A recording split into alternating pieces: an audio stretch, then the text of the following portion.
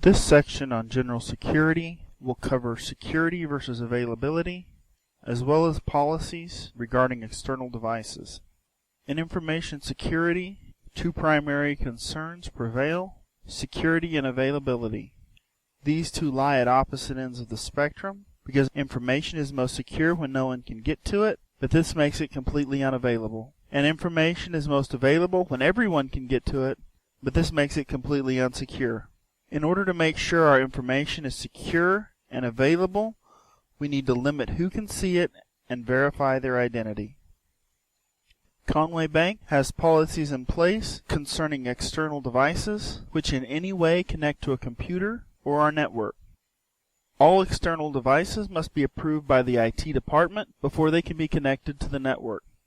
These devices can include laptops, smartphones, flash drives, CDs, and floppy disks. Any of these devices can have malicious software and should be checked by the IT department first. If you are in doubt as to whether something constitutes an external device, contact the IT department.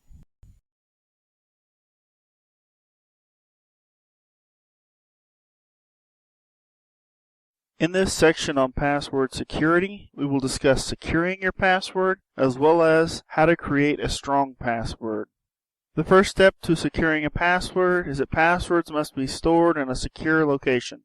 Secure locations include your brain, a locked drawer, or a password-protected file. People who should not know your password: your mother, any coworker, your best friend, anyone in the IT department, the president, someone who emails or calls you, anyone except you.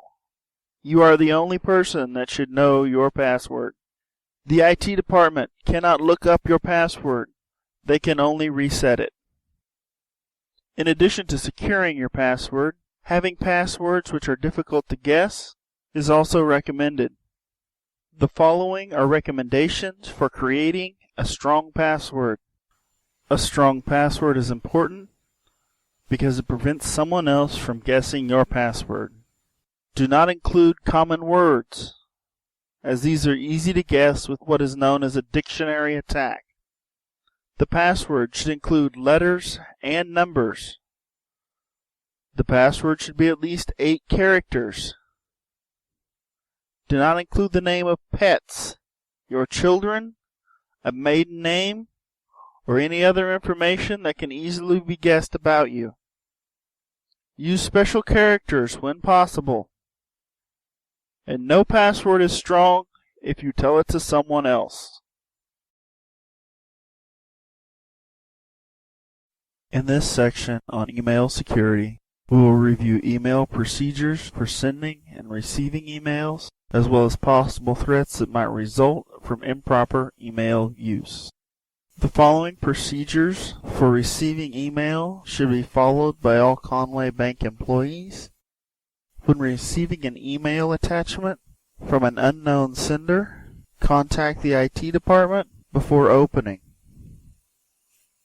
If the email contains a link to outside content, such as a website, contact the IT department, or check the location at the bottom of Outlook to make sure you recognize the website. It is important to remember when sending an email that email is not secure. If they can see your network traffic, they can read your emails. It is your responsibility to make sure that customer and private bank information remains safe.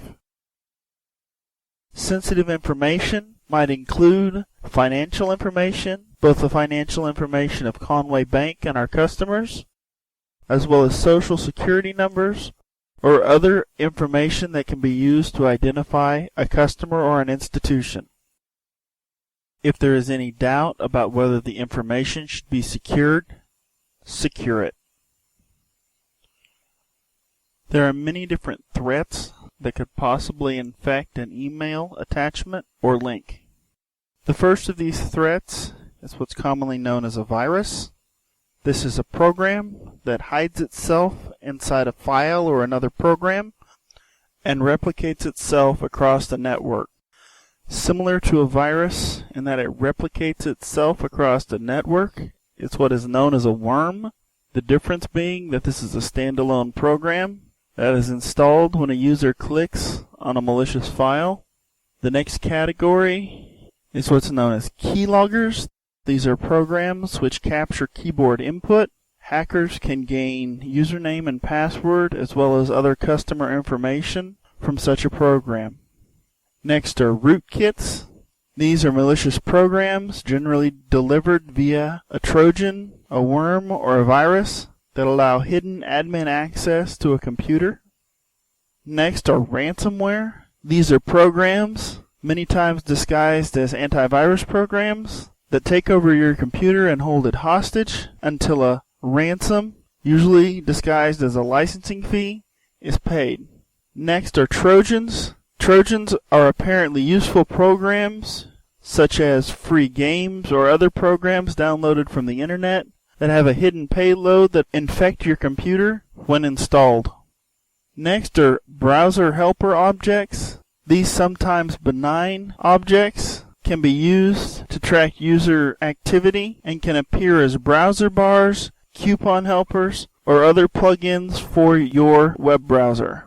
Finally, adware. This can take the form of pop-ups or advertisements, and while not as dangerous as the other types, can prove to be quite annoying.